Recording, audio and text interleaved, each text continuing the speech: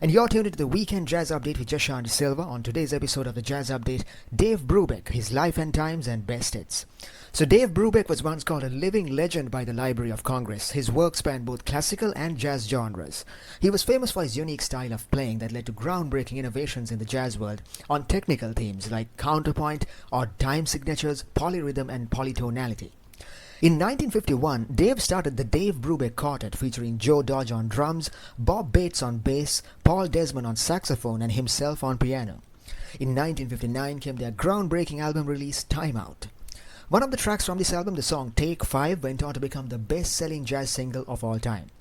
Throughout his career, Brubeck would experiment with weaving elements of classical and jazz music. His compositions spanned ballet suites, a string quartet, chamber music, violin solos and orchestral works. He won numerous accolades throughout his career, including a Lifetime Achievement Award and a star on the Hollywood Walk of Fame. So on today's episode, it's all about Dave Brubek, his biography and best hits. Also coming up, some trending album and festival news. Stay tuned to the Weekend Jazz Update with Jashanti Silva. We'll be right back after some music. And you're tuned into the Weekend Jazz Update with Jashanti Silva. On today's episode of the Jazz Update, Dave Brubek, his life and times and best hits. On this hour, it's all about his biography. Dave Brubek was once called a living legend by the Library of Congress. His work spanned both classical and jazz genres. He was famous for his unique style of playing that led to groundbreaking innovations in the jazz world on technical themes like counterpoint, odd time signatures, polyrhythm and polytonality. He was born into a musical family in California in 1920, took up piano playing at age 4. When he was 14, he started playing with local bands on weekends. While he was in school, he started taking up an interest in jazz music. In 1942, he served for a few years in the military. That's where he started his first music band. After that, he took up studying music full-time under the tutelage of French composer Darius Milhaud. Milhaud encouraged him to pursue a career in jazz and incorporate elements of jazz into his compositions. This experimentation led to the founding of the Dave Brubek Quartet, which comprised a band of students of the great composer. The Dave Brubek Quartet released a groundbreaking album called the Dave Brubek Trio Recordings in 1949. In 1951, Dave started the Dave Brubek Quartet featuring Joe Dodge on drums, Bob Bates on bass, Paul Desmond on saxophone and himself on piano. They would tour college campuses. Several of their albums from that time are taken from those concerts. Award-winning jazz albums like Jazz at Oberlin, Jazz Goes to College and Jazz Goes to Junior College. In 1954, Brubeck became the first jazz musician to be featured on Time magazine's cover. In the 50s, Bates and Dodge were replaced by Eugene Wright and Joe Morello. In 1959 came their groundbreaking album release, Time Out. The album contained original compositions, all written using unique innovation in time signatures. Due to these innovations, the album's success soared and was listed as platinum.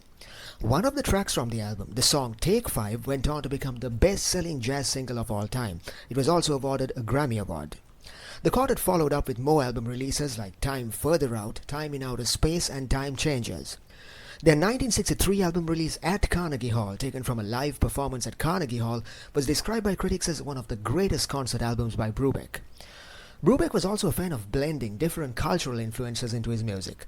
Some examples of albums released in this form include Jazz Impressions of Japan, Jazz Impressions of Eurasia, and Jazz Impressions of New York. In 1967, the Dave Brubek Quartet disbanded, following which Dave began performing alongside small ensembles. By the 80s, he acquired status as an international jazz icon.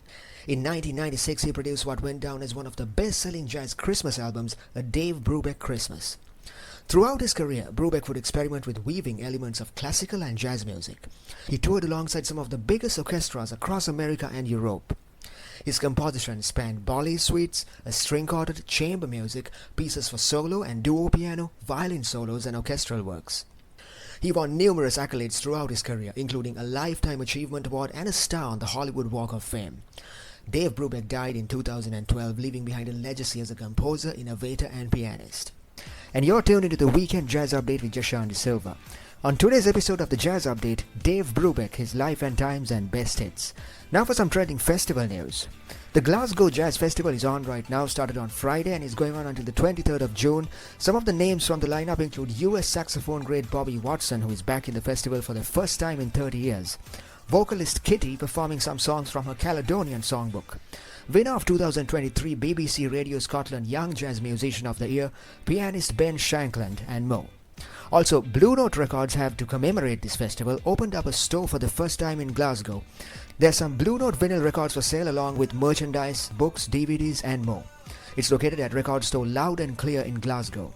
For more information, please check out www.jazzfest.co.uk. So that was some trending festival news, and this is the Weekend Jazz Update with Jashan De Silva. We'll be right back after some music.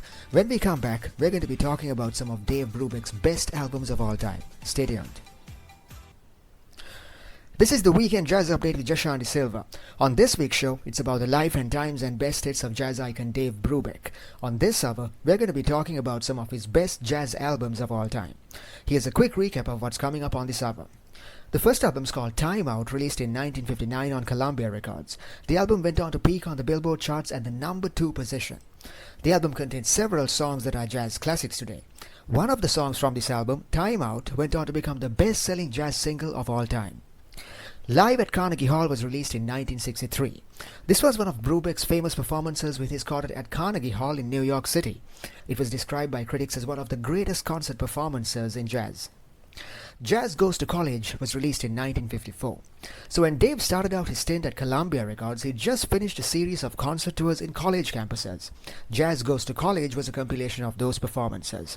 This album features a series of jazz classics. So that was a quick recap of the albums we are going to be talking about on this hour, and you're tuned into the Weekend Jazz Update with Jashan De Silva. Don't forget to check out my YouTube channel for archives of today's show on the Weekend Jazz Update with Jashan. We'll be right back after some music. Stay tuned. And this is the Weekend Jazz Update with Jashan De Silva. On this week's show, it's about the life and times and best hits of Dave Brubek. On this hour, we are going to be talking about some of his best albums of all time. The first album is called Time Out. So there's a famous track called Take 5, which has since 1959 been used for jingles, commercials and more. This song originally saw its release in one of Dave Brubek's jazz albums. The song went on to become one of the biggest selling Grammy Award-winning jazz singles of all time. The name of the track finds its origins in its rhythmic timing, 5/4, the drum beat used in the song by drummer Joe Morello. The track was originally written by Paul Desmond, co-produced by Brubeck. So this song was first released in the Brubeck Quartet's album Time Out, released in 1959 on Columbia Records. The album was first viewed unfavorably by critics, but soon began to peak on the Billboard chart at the number 2 position. Take 5 appears in this album, one of the greatest jazz masterpieces ever recorded. The ambience continues in songs like 3 to Get Ready and Kathy's Waltz, a swinging, bouncy rhythm called Everybody's Jumping, and the album closes on an elegant note with the song Pick Up Sticks. Live at Carnegie Hall was released in 1963, a very remarkable album. This was one of Dave Brubek's famous performances with his quartet at Carnegie Hall in New York City. The material that they played in this concert were not unusual. They open up with a jazz classic, St. Louis Blues, then play some recent hits from their albums, and the album ends with Take 5 as an encore. It was the style that they played the songs that was remarkable. For example, in one track, Eugene Wright plays a bass solo note. Brubeck builds on that note in his solo. He then proceeds to playing 2 different keys at the same time, a novel idea in the blues. Then he releases the tension and swings back to the original key. The second tune is an original by Brubeck. It's called Bossa Nova USA. The third tune is called For All We Know. It's a beautiful alto saxophone solo by Paul Desmond. Brubeck's solo joins his halfway through. The melody becomes truly ethereal. The song ends with an orchestral finish with bass and drums joining in. Pennies from Heaven, another great solo by Dave Brubek featuring a playful theme. Dave improvises a lot in this song. Another album called Jazz Goes to College, this one was released in 1954. So when Dave started out his stint at Columbia Records, he just finished a series of concert tours in college campuses. Jazz Goes to College was a compilation of these performances. Joining Dave on this album are Paul Desmond on alto saxophone, Bob Bates on bass, and Joe Dodge on drums. Balcony Rock is a song taken from a performance at Michigan University. It's full of improvisation and lyrical leads.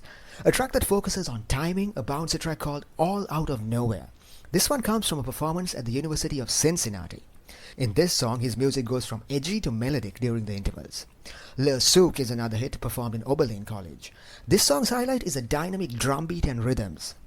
A beautiful rendition of Duke Ellington's Take the A-Train featuring some straightforward saxophone playing by Desmond with interjections from Joe Dodge. And Don't Worry About Me, a masterfully arranged blues melody. So this album perfectly represents Dave and his quartet's playing style in the early 50s and especially in a concert setting. So that was a peek into some of Dave Brubek's best albums of all time, and this is the Weekend Jazz Update with Jashan De Silva. Don't forget to check out my YouTube channel for archives of today's show on the Weekend Jazz Update with Jashan. And you're tuned into the Weekend Jazz Update with Jashan De Silva. On today's episode of the Jazz Update, Dave Brubek, his life and times and best hits. Now for some trending album news. There's a new album release called Inside Out featuring Richard Fairhurst and his trio. Richard is a long-standing jazz pianist with numerous accolades to his name. He's on keyboard, Dave Whitford's on double bass, and Tim Giles on drums. The album features a cross-section of music that showcase how the Fairhurst trio have evolved over the years, a selection of original compositions and a series of classics. In Fairhurst's own words, this album brings together his own improvisational skills and compositional style together. The rhythms, melodies, and harmonies reflect his journey as a musician. For more information, please check out www.richardfairhurst.com. So that was some trending album news on the Weekend Jazz Update with Jashan De Silva. Don't forget to check out my YouTube channel for archives of today's show on the Weekend Jazz Update with Jashan. We'll be right back after some music. When we come back, we're going to be talking about more of Dave Brubek's best albums of all time. Stay tuned.